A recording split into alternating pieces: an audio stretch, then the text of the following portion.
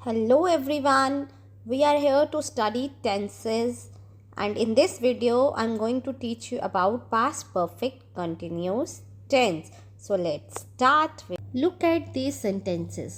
मैं पिछले 1 साल से पढ़ा रहा था। हम 1 घंटे से फिल्म देख रहे थे। माँ बचपन से हमारी देखभाल कर रही थी। तुम बड़ी देर से घर बना रहे थे। बच्चे सुबह से पतंग उड़ा रहे थे।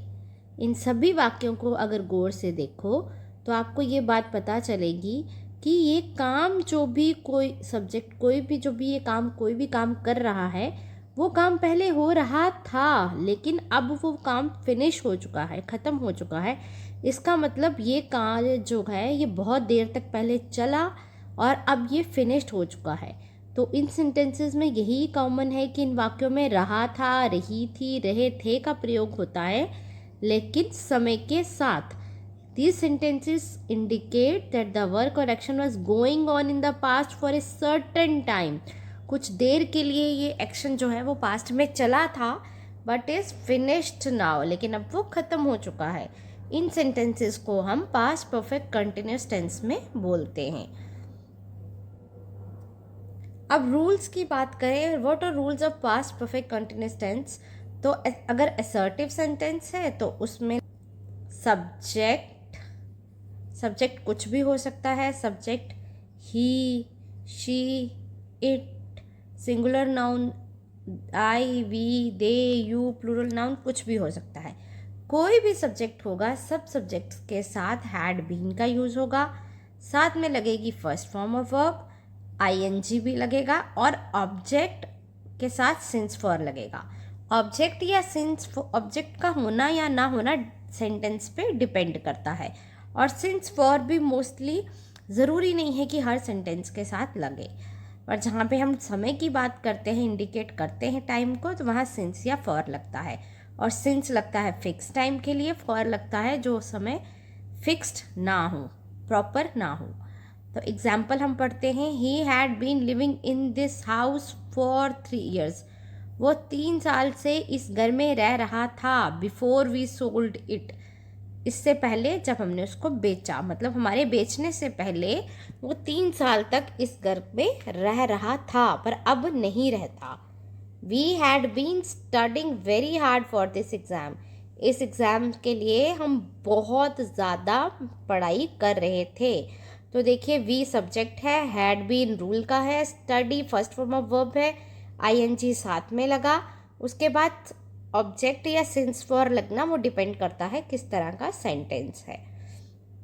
अब हम कुछ और एग्जांपल्स की बात करते हैं डिफरेंट टाइप ऑफ सेंटेंसेस पे बेस्ड। तो असर्टिव सेंटेंसेस पे रूल मैंने आपको पहले ही बता दिया है।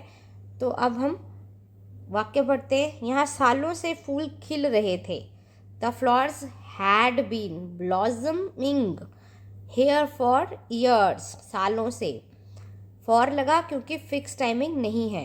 वह पिछले 4 सालों से फिक्स टाइम है, तो वो पिछले 4 सालों से मैच खेल रहा था। He had been playing the match since last 4 years। उसके बाद तुम बड़ी देर से मुझ पर हंस रहे थे। You had been laughing on me for long. सुबह से बारिश हो रही थी। It had been raining since morning. Suman 10 साल से इंग्लिश पढ़ा रही थी। Suman had been teaching English since 10 years। वो यही कह रहा था। He had been saying the same thing.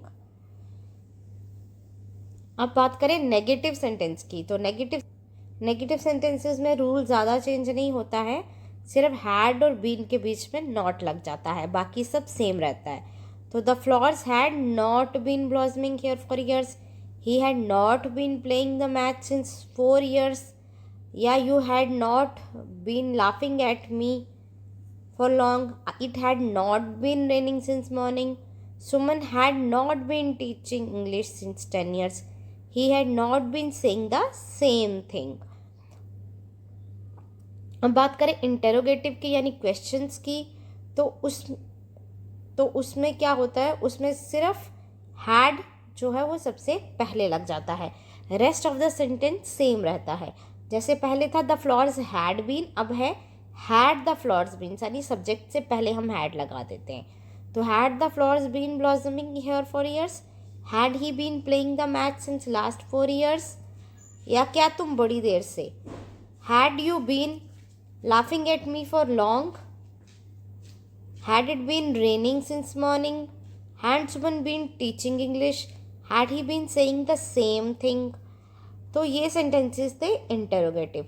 अब अगर हम बात करते हैं नेगेटिव इंटेरोगेटिव सेंटेंसेस की, तो यहाँ पे हैड और नॉट बीन दोनों का यूज़ होता है। हैड लगता है सेंटेंस के स्टार्ट में और नॉट बीन लगता है सब्जेक्ट के बाद। तो हैड, यहाँ सब्जेक्ट द फ्लावर्स है, तो had the flowers not been blossoming here for the years? Had he not been playing the match since last 4 years? Had you not been laughing at me for long? Had it not been raining since morning? Had someone not been teaching English since 10 years? Had he not been saying the same thing? तो sentences mostly वही rule को पकड़ते हैं, सिर्फ उनमें थोड़ा सा ही interchange हो जाता है, अदल बदल हो जाता है। अब हम WH क्वेश्चंस की बात करते हैं with past perfect continuous tense. तो यहाँ पे सबसे पहला आता है वाई। WH में सबसे पहले हम यूज़ करते हैं वाई का। Why had you been working all the day long? इसका मतलब है तुम पूरा दिन काम क्यों कर रहे थे। सेकंड है वेयर। WH में where. Where had he been going for a week?